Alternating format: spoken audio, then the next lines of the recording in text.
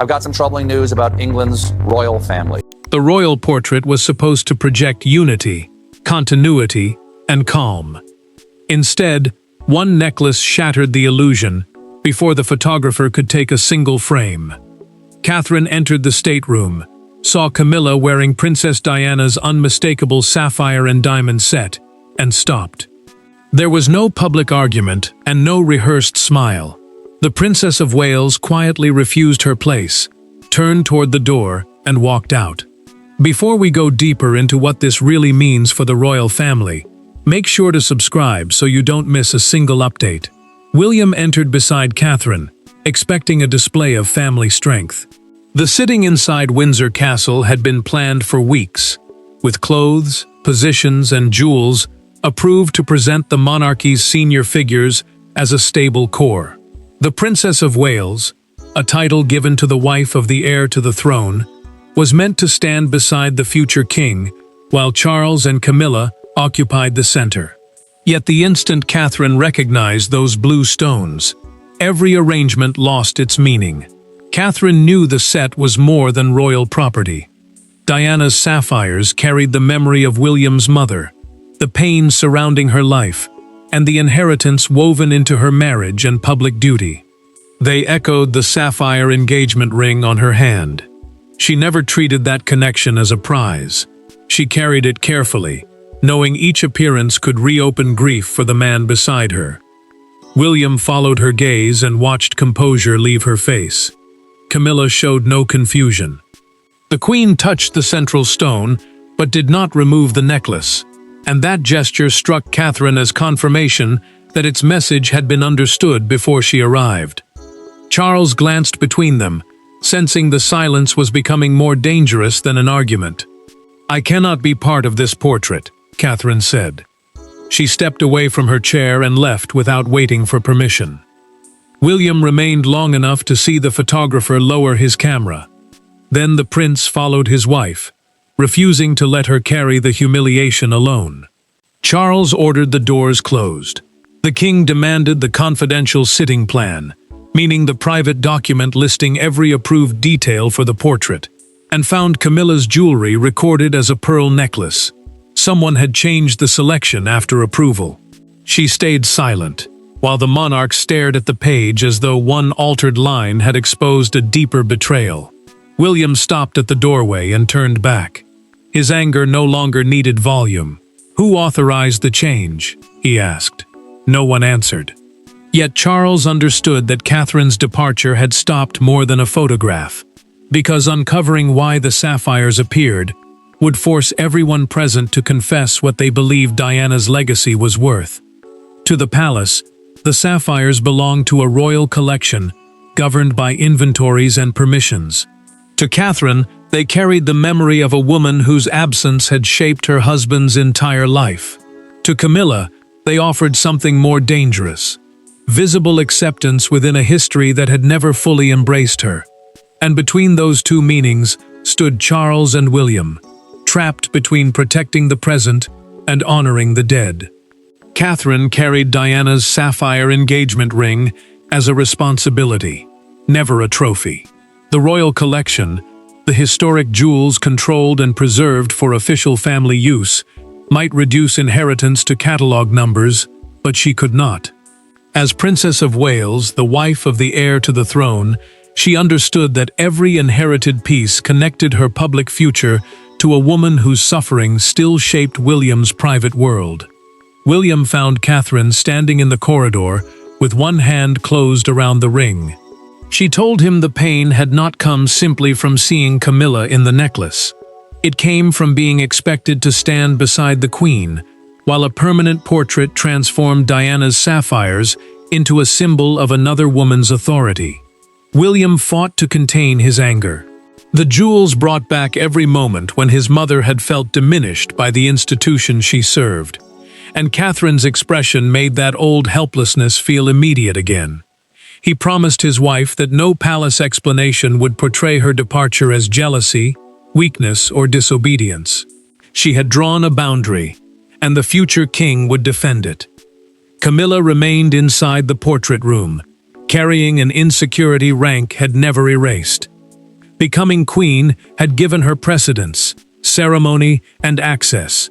Yet it had not guaranteed the affection Diana still commanded. She believed wearing the sapphires might finally place her inside the monarchy's emotional history. Instead, the decision proved that acceptance could not be claimed through another woman's legacy. Charles approached her after the doors closed. He quietly asked why she had abandoned the approved pearls. Camilla answered that the sapphires had been offered to her, but she avoided saying who opened secured storage or carried the case to her fitting. The king heard the evasion immediately, and his concern deepened when she refused to name the person involved. Catherine suddenly remembered a warning delivered by a senior dresser days earlier. According to a documented wardrobe account, the woman had said the portrait would contain one unexpected symbol of continuity. Catherine had assumed she meant a ceremonial insignia, an official emblem showing royal rank or duty. Now she understood the warning had concerned Diana's jewels, and someone had known the collision was coming. William demanded the jewelry ledger, the official record tracking when royal pieces leave storage, and who receives them. His eyes stopped on one dated entry. The sapphire set had been removed 10 days before the portrait. On the same evening, Camilla held a closed-door fitting at Buckingham Palace. The walkout had happened at Windsor, but the choice that caused it had been made earlier, inside a private room where one instruction changed everything. 10 days before Catherine abandoned the portrait, a velvet case was carried into Camilla's private fitting room after the outer doors had been locked. The Queen had already selected her gown and approved a pearl necklace, yet she asked to see one additional piece. When the case opened, Diana's sapphires caught the light. What happened next was not an innocent wardrobe adjustment. It was the precise moment the coming confrontation became unavoidable. Camilla stood beside her dresser, while a senior household official reviewed the clothing chosen for the Windsor portrait. The original styling sheet, a private record listing every approved gown, jewel, and accessory, clearly paired her outfit with pearls from her personal collection. Nothing on that page mentioned sapphires. Nothing suggested that Diana's most recognizable jewels would enter the room. The dresser opened the case carefully and reminded Camilla that the set had been catalogued separately because of its connection to Diana. Catherine had also been promised first consideration when the pieces returned for a state occasion, meaning a formal royal event involving national or diplomatic duties. Access required a written request acknowledging that emotional history. Camilla looked at the necklace and asked why Diana's possessions should remain untouchable decades after her death. The dresser hesitated, then answered that the issue was not ownership. It was respect. Catherine had inherited the role once carried by William's mother, and allowing her to wear the sapphires first would protect the family from reopening an old wound. The Queen's expression hardened. She replied that the portrait represented the reigning monarchy, not the preferences of those waiting to inherit it. Camilla had spent years feeling compared with a woman she could never answer, challenge, or escape. Now the sapphires seemed to offer a brutal solution. She would stop surrendering emotional ground to Diana's memory. Camilla lifted the necklace and held it against her gown. Then she instructed the household official to remove the pearl entry and replace it with the sapphire set. The official paused, but the monarch repeated the order. That decision, inside Buckingham Palace, directly caused Catherine's later walkout. The collision was no longer possible. It was planned. A documented account, written after the fitting, exposed something even more disturbing. Charles had approved a significant royal jewel, but no one had told him which piece Camilla intended to wear. The king's broad consent became her shield, while the identity of Diana's sapphires remained hidden from him. Charles had authorized importance. He had never knowingly authorized provocation. Catherine eventually received the amended styling sheet through a confidential wardrobe record. She noticed the change had been entered during Camilla's fitting and folded the page once, controlling the anger rising beneath her silence. The princess no longer needed to ask who had chosen the necklace. Catherine needed to know why. Before palace officials could create a harmless explanation, she requested a private meeting with the Queen. The document had exposed the choice, but only a face-to-face confrontation could reveal the intention behind it. Catherine did not raise her voice when Camilla entered the private drawing room. She did something more unsettling. She placed the amended jewelry order on the table and waited. No aides were allowed inside. No press secretary could soften the language. When the Queen finally sat opposite her, Catherine pointed to the handwritten alteration and asked the question the palace had been avoiding. Did you wear them because they were beautiful, or because they were hers? Catherine had arrived first in Windsor's green drawing room. She removed her sapphire engagement ring for one brief moment, placed it beside the document, then covered it with her hand, as though protecting something fragile. The aides barred from the meeting were royal staff who normally managed conversations, recorded decisions, and prevented private anger from becoming an official crisis. This time, there would be no protection. Camilla admitted ordering the jewelry change. She insisted that the sapphires were held for the crown, the legal institution representing the sovereign and the monarchy, and therefore remained available to the reigning queen. In her telling, the choice represented continuity, not cruelty. Catherine listened without interrupting, but her silence carried no acceptance. "You had access," Catherine finally said. "That does not mean you had the right to erase what they meant." She explained that standing beside Camilla would have forced William to smile, while his mother's jewels were used to strengthen another woman's place in history. The prince had already watched Diana's pain become palace language once. His wife would not make him endure it again. Camilla's restraint cracked. She declared that she would not spend the rest of her reign asking permission from Diana's memory. Catherine pushed back her chair, and the sudden movement cut through the room. "I asked for respect, not surrender," she answered. The Queen looked away, but the words had already struck the wound beneath her authority. Camilla then claimed Charles had approved the jewel. Catherine reached into the folder and produced the original authorization, a written order recording exactly what the king had permitted. It approved a significant historic piece. It never named the sapphire set. Charles had signed a broad instruction, not a deliberate transfer of Diana's most emotionally charged jewels. The truth arrived through Camilla's own private confession. She admitted withholding the exact choice because she knew Catherine and William would object. The admission changed everything. This had not been confusion over wardrobe protocol, the rules governing approved royal clothing and jewelry. It had been a calculated test of whether rank could silence resistance. Catherine rose and left the authorization on the table.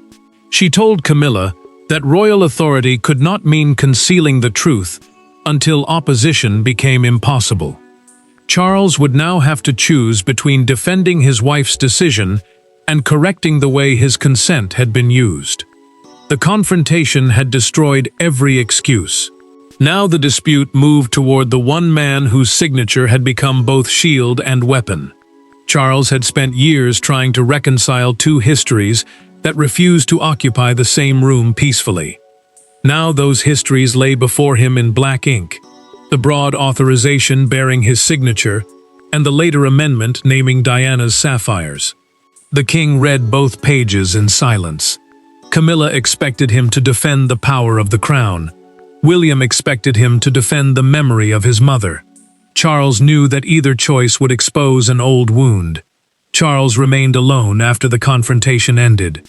As sovereign, the reigning head of the monarchy, he held influence over crown-associated jewels, pieces controlled for royal and official use, rather than ordinary private ownership.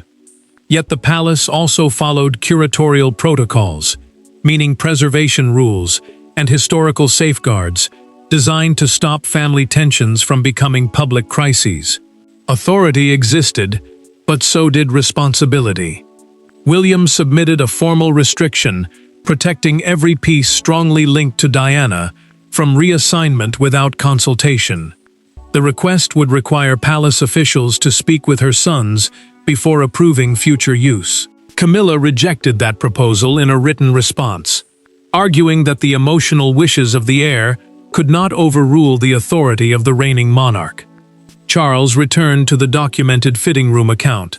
One line confirmed that Camilla had expected Catherine to object before the necklace was chosen. He removed his glasses, placed his pen beside the pages, and sat without speaking. His approval had not been forged, but it had been stretched until its original meaning disappeared. That realization carried the sting of deliberate betrayal. William entered without demanding punishment. The prince told his father that Catherine had walked out because staying would have humiliated both her and Diana. She had been expected to smile, while William's mother became a symbol in another woman's struggle for acceptance. Charles heard disappointment rather than fury, and the quiet accusation became impossible to dismiss. Charles then found a second inventory note attached to the jewelry record. It showed that the sapphires had been tentatively reserved for Catherine's next diplomatic reception, a formal gathering held to welcome foreign representatives and strengthen national relationships. Camilla's request had displaced that plan before the princess was informed. What appeared to be a sudden choice had already taken something intended for her. Charles made his decision. The portrait would remain cancelled until the dispute was resolved, and the sapphire set would return immediately to secured storage. The king also began drafting a new protocol, a written set of rules defining who could authorize Diana-linked jewels and whose consent would be required before they appeared again. Camilla opened the sealed envelope alone. She read the return order twice, dismissed her staff, and asked whether Charles intended to strip her of more than the necklace. The queen understood that the command challenged not only her choice, but the limits of her influence within his reign. The order removed the sapphires from Camilla's possession, yet the silence behind the closed door revealed something far more dangerous. Charles had protected Diana's legacy, but his decision had cut directly into his marriage. By the following morning, the portrait room had been cleared, the photographer released, and every official copy of the sitting schedule recalled. The palace described the cancellation as a routine delay, but nothing inside Windsor felt routine. Catherine had withdrawn from 2 joint engagements. William refused to approve a replacement date, and behind a closed bedroom door, Camilla removed Diana's sapphire earrings with hands that were no longer steady. Palace officials moved quickly to contain the damage. The communications office, the team responsible for public statements and media responses, prepared a neutral explanation, blaming conflicting schedules. Staff received strict instructions not to discuss Catherine's departure, Camilla's jewelry, or the abandoned sitting outside their immediate teams. Silence became the first line of defense, but silence could not produce the missing portrait. The cancellation created a practical crisis. Copies of the image had been intended for official residences, diplomatic missions, and a coming state program. Diplomatic missions are embassies and other offices representing Britain abroad, while a state program lists formal events involving the sovereign and national duties. Without the photograph, the palace could not maintain its planned message of unity for long. Camilla sat before the mirror and removed the necklace one clasp at a time. The queen felt publicly rejected, even though the confrontation remained hidden.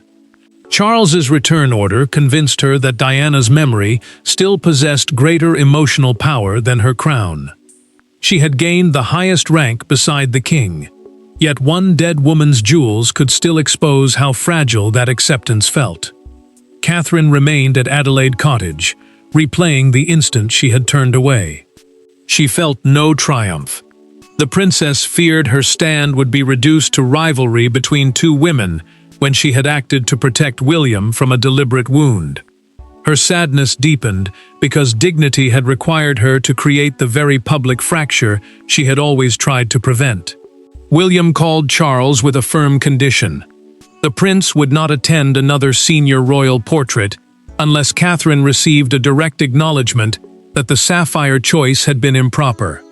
His refusal meant family unity could no longer be staged through ceremony, while the personal injury remained denied. The king listened without interrupting, knowing the heir would not retreat. Camilla returned the jewels before sunset, but a documented return sheet revealed one final act of resistance. She left the customary acknowledgement unsigned. The empty line confirmed that the monarch would obey Charles's order without accepting its judgment. Compliance had arrived. Reconciliation had not. Charles telephoned Catherine directly. He asked to meet without advisors, and chose the smaller room where Diana had once discussed William's future with him. The king understood that official machinery had failed because this wound was never truly institutional. Charles would now face Catherine without Camilla, titles, or carefully prepared language between them. And what he admitted there would determine whether the family could stand together again. There were no secretaries taking notes when Catherine entered the small sitting room. Charles stood beside the fireplace, with the unsigned return form in his hand. But he did not begin with regulations or royal authority. He began with an apology. The king admitted that his careless approval had allowed Diana's memory, Camilla's insecurity, and Catherine's dignity to collide inside one carefully arranged portrait. For the first time, Catherine felt he understood the injury. Charles had deliberately removed every institutional barrier. No aides, lawyers, or household officials were present. Those officials normally advise the sovereign, record important decisions, and protect formal procedure, but their absence meant neither person could hide behind palace language. The monarch had also chosen a room connected to earlier family conversations, including one in which Diana had spoken about William's future. Charles explained through their private conversation that he had approved a historic jewel in principle. He had never knowingly approved the sapphire set. The king accepted that sovereign authority, the decision-making power held by the reigning monarch, could not excuse his failure to demand precision. His signature had created the opening, even if Camilla had chosen how to use it. Catherine told him she had not walked out to embarrass the queen or challenge the crown. She left because remaining would have forced William to smile, while his mother's legacy became part of a silent contest for legitimacy. The crown, meaning the monarchy as a legal and public institution, demanded unity. Yet Catherine believed real unity could not be built upon private humiliation. Charles lowered the unsigned form. He admitted that he had spent too long believing time would neutralize every pain surrounding Diana. Catherine answered gently but firmly. Time could soften grief, she said, but it could not turn disregard into respect. The king did not defend himself. For once, he allowed the truth to remain exactly as painful as it was. Charles then opened a folder and revealed the newly drafted Diana Collection Protocol. The protocol was a written set of rules controlling future access to jewels closely associated with the late princess. It granted William and Catherine formal consultation before any such piece could be assigned to another senior royal. No vague approval could be stretched again. The king also promised Catherine a written acknowledgement confirming that her departure had been an act of personal conscience, not misconduct. That documented statement would prevent palace officials from quietly blaming her for the cancelled portrait. She would not carry the consequences of a choice she had never made. Catherine accepted the apology, but her return came with one condition. Charles had to give Camilla the same honest account, and the Queen had to attend the rescheduled sitting wearing jewels belonging to her own story. He agreed. Catherine was ready to face the portrait room again. Yet beyond the palace walls, the missing image had already drawn attention, and a private settlement was about to face a very public judgment. The palace might have contained the argument, but it could not hide the empty space where the portrait should have appeared. When the official release date passed without an image, questions erupted. Then one front page turned suspicion into a national drama. Beneath the headline, "The Portrait That Never Was," a newspaper printed two photographs. Diana wearing the sapphires decades earlier, and Catherine leaving Windsor with her face fixed in silence. Broadcasters connected the missing portrait to Catherine's withdrawal from 2 joint appearances. Palace correspondents, journalists assigned to explain royal events and decisions, began debating whether lawful access to a jewel also granted emotional ownership of its history. The discussion moved beyond necklaces and rank. It became a public argument about respect, memory, and who possessed the right to define Diana's legacy. The communications office continued blaming scheduling problems. That explanation collapsed when the photographer's original appointment appeared in a published court circular, the official daily record of royal engagements. The entry showed that the sitting had been planned, confirmed, and expected to proceed. The palace had not postponed an uncertain event. It had cancelled a completed arrangement after something went wrong. Catherine watched the coverage beside William and felt the old story repeating itself. Diana was once again becoming a weapon in a battle between royal women, while the deeper injury disappeared beneath dramatic headlines. William told his wife that continued silence would allow strangers to define why she left. The prince understood that protecting privacy could now look like surrendering the truth. Camilla saw the front page at breakfast. The Queen folded it inward until Diana's photograph disappeared. But Charles noticed the gesture. He said nothing. The king understood that his wife was grieving the public acceptance she believed the sapphires might secure. She had wanted the jewels to prove she belonged. Instead, they revealed how uncertain that belonging still felt. Blue ribbons soon appeared at the gates of Kensington Palace. A crowd tied them to the railings near Diana's former home, transforming private sympathy into a visible public message. One handwritten card read, "Legacy is carried through respect." A broadcaster repeated those words during the evening report, and the image became the defining symbol of the entire dispute. The palace finally announced a rescheduled portrait and confirmed a revised protocol for historically sensitive jewels. A protocol is a formal set of rules controlling how royal decisions are made. The statement never named the family argument, yet its promise of consultation quietly validated Catherine's position. Her departure had not been mere temperament, it had forced change. Camilla arrived for the new sitting, wearing pearls from her own collection. Catherine entered moments later with William, while Charles waited beside the unsigned arrangement plan. Every person understood that the final image would not celebrate one woman's triumph over another. The world had delivered its judgment through headlines and blue ribbons. Now the 4 royals had to decide whether respect could create the reconciliation that authority had failed to command. When Catherine returned to the portrait room, the chair she had abandoned stood exactly where it had been before. Yet everything else had changed. Camilla wore pearls chosen from her personal collection. Charles carried the signed Diana Collection Protocol. William remained beside his wife as she took her place. No one pretended the rupture had never happened. The final portrait would exist because the family had finally acknowledged why the first one could not. Charles placed the protocol on the table before the photographer entered.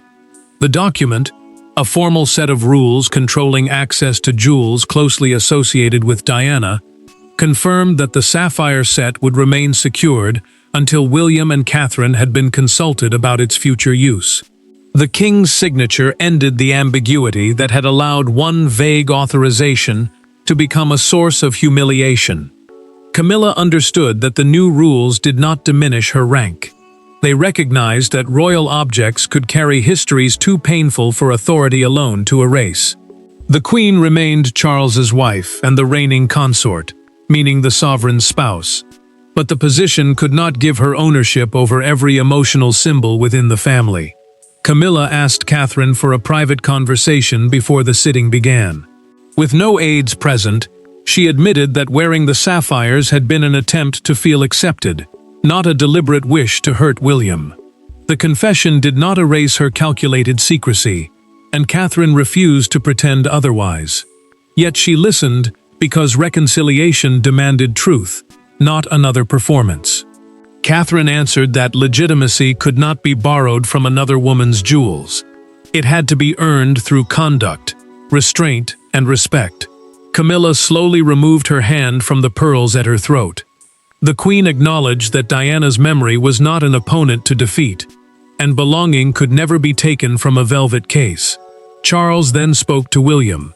The king accepted responsibility for allowing careless language to become a weapon, and promised that Diana-linked decisions would never again be made without her sons being heard. The prince accepted his father's apology, but his answer remained firm. Protecting the future monarchy could never require sacrificing the truth about its past. The completed portrait was released with all 4 royals present. Catherine stood beside William, calm but unbroken. Camilla wore jewels belonging to her own history, while Charles occupied the center carrying responsibility rather than hiding it. The image did not erase the fracture. It proved the family had faced it. Catherine's walkout was never a victory over Camilla, and the returned sapphires were not a rejection of the queen. The moment declared that royal continuity could not survive by silencing emotional truth. Catherine protected Diana's legacy. William defended his wife. Charles accepted his failure. Camilla finally understood that a crown could grant position, but never borrowed belonging. The first portrait failed because it demanded silence. The second endured because everyone inside it finally respected what the sapphires meant. Thanks for watching. Please don't forget to like and subscribe, and we will see you in next one.